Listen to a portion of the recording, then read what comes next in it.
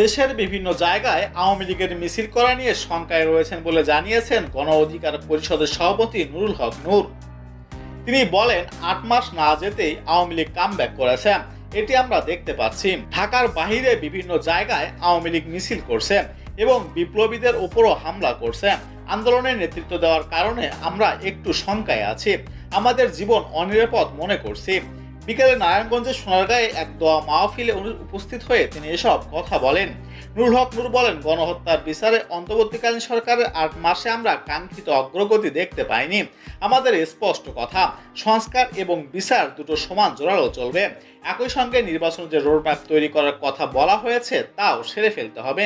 গত ১৬ বছর রাজনৈতিক দলগুলো গণতন্ত্রের জন্য যে লড়াই করেছে, মানুষের ভোটাধিকার প্রতিষ্ঠার দাবিতে, সেই বিষয়ে সরকারের একটা সুনির্দিষ্ট এবং সুস্পষ্ট রোডম্যাপ থাকাও দরকার। দোয়া ও মাহফিলে আর উপস্থিত ছিলেন কেন্দ্রীয় গণ অধিকার পরিষদের মুখপাত্র ফারুক হাসান, কেন্দ্রীয় সাংগঠনিক সম্পাদক তোফাজ্জল, কেন্দ্রীয় সহসভাপতি